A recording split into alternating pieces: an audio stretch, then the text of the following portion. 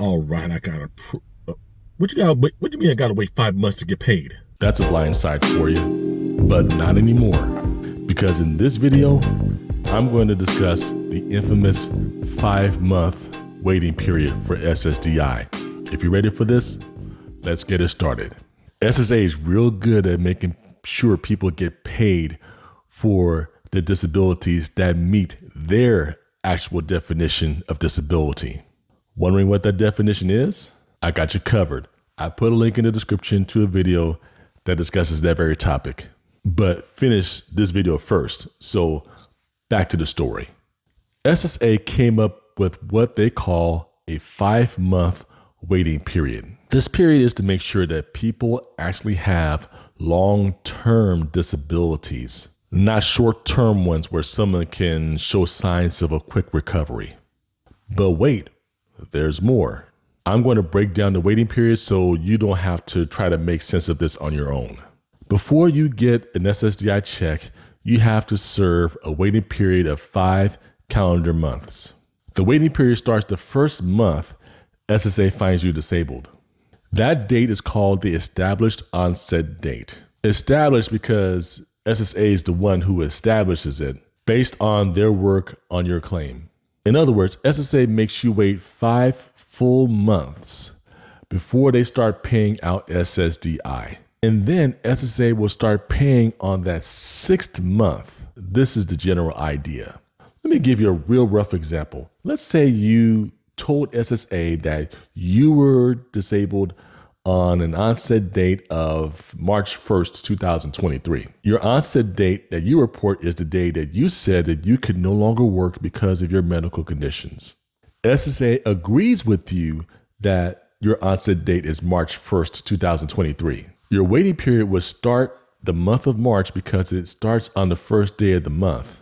Then they count 5 months from there. So March, April, May, June, and July would be your waiting period. The first month you would get a check will be August 2023. Now, like I said, you need to wait 5 full months. Now, if it starts in the middle of the month, they don't count that month. The waiting period will start the following month. There are 2 exceptions to this. One is if you have amyotrophic lateral sclerosis or Lou Gehrig's disease. The other exception is if you have a prior period of disability, but we're not going to get into the weeds on that. Now, here's where it gets interesting. Depending upon your application date, your onset date, how long it takes you to complete your claim, and where the waiting period falls between those 2 dates, there could be the possibility of retroactive or back pay. Allow me to explain. Sometimes claims take a long time to finish. I don't need to tell you this. You've heard the word on the street. It could take several months for your claim to get processed and receive a decision.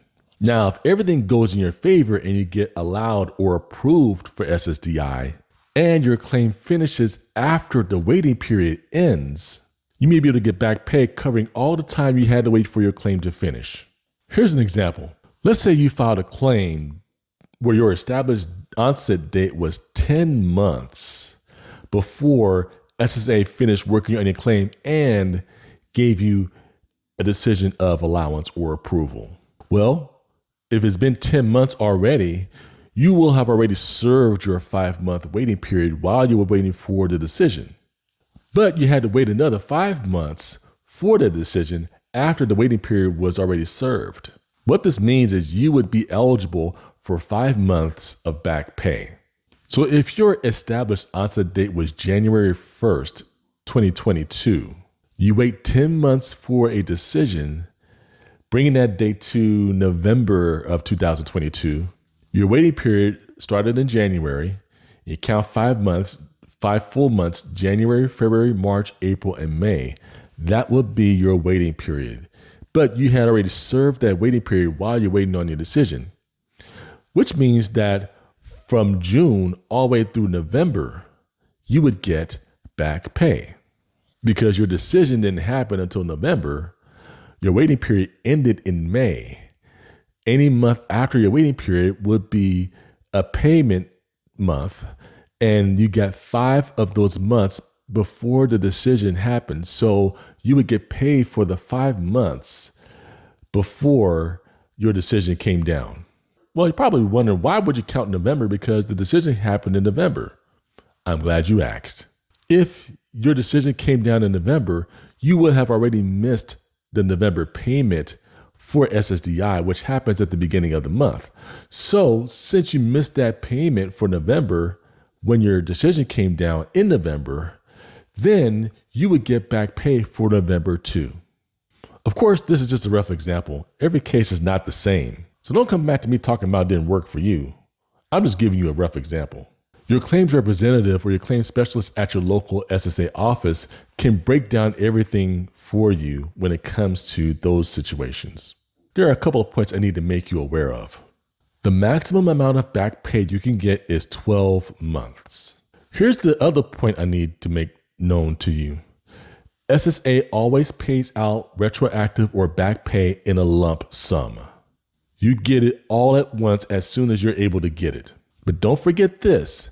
If you have an attorney during your claim and your attorney did work on your case and you signed an appointed representative agreement for that attorney to represent you, your attorney can get paid up to 25% of your back pay or $7,200, whichever is less. And if you watched any of my videos dealing with attorneys, you already know this by now. And that's all I got on the 5-month waiting period. Hopefully that broke it down some more for you so you can understand exactly how it works. It is what it is. SSDI works that way for everybody. Now, I got more videos. Don't leave me hanging because I'm going to see you on the other side.